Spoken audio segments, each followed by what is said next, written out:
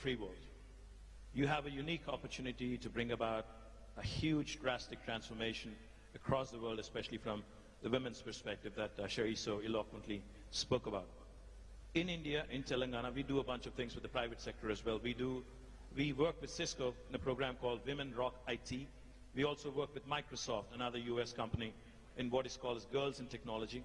We also work with Facebook in what is called as Boost Your Business. We work with ICICI and a bunch of private sector players. My question to you is, how can a government, be it the United States or India or any other province in India or across the world, how can a government ensure that we do more in terms of policies for bringing in more women into workforce, ensuring that they're skilled, and also how can we work with the private sector in ensuring that we give a larger share to women, which is what we've been talking about. Well, thank you, and thank you for having me here today on this remarkable panel. So much of what was said was deeply inspiring, and I agree with wholeheartedly. So one thing I'd just like to throw out there is these aren't women's issues. We're half the population, so we have to just start thinking about them as critical issues, not women's issues. So the role of strong male voices in this conversation, to Sherry's point, is very, very important. Also, going back to something else you said, Sherry, I think one of the reasons we're seeing an explosion of women's entrepreneurship is because traditional workplaces often haven't worked for us. We are disproportionately providing unpaid care while also needing to support our families financially. In the vast majority of American homes now, all parents work.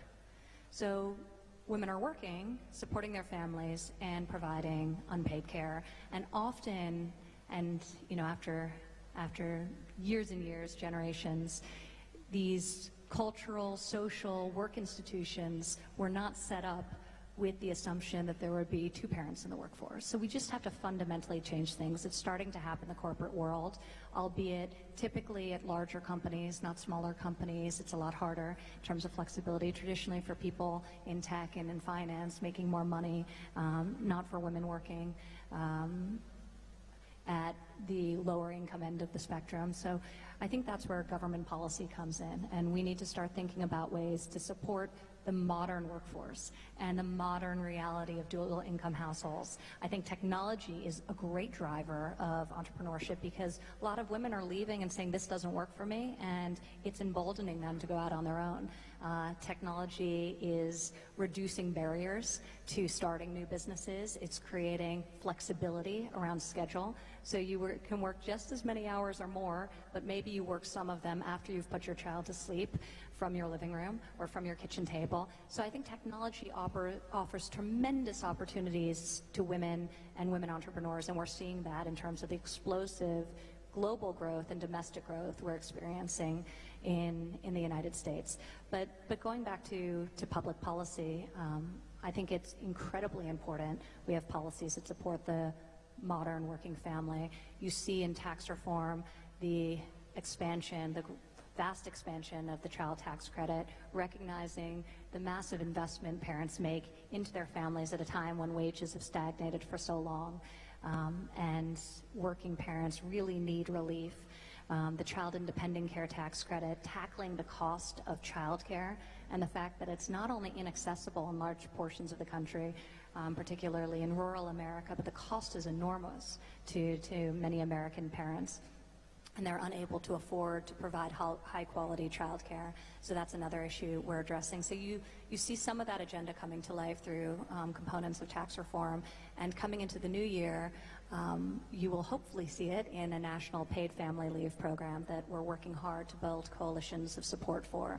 The president included it for the first time ever in his budget this year, paid family leave, maternity, paternity, adoption, and I'm very encouraged by that step, and we'll be working with Congress to try and pass what is a long overdue policy.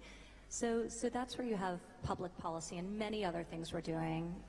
This is a panel focused on skills training and workforce development, and we're really seeking to fuel that and make sure that we have the best trained next generation, K through 12, rethinking what we're teaching and the alignment of what's being taught in the classroom with the jobs available in the economies into which the students are graduating, but also worker retraining and skills training for older workers whose jobs have been displaced or are looking for new opportunities in their own lives as well. So this is an area we've been very focused on, and I can talk about in more detail if the conversation takes us there.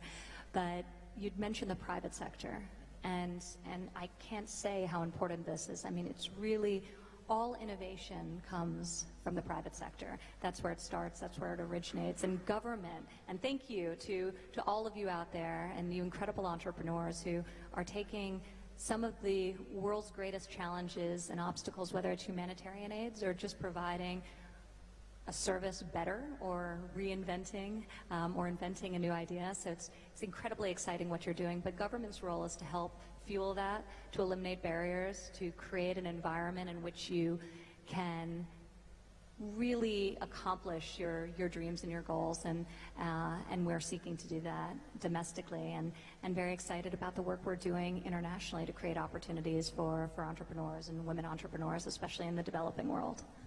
Fabulous.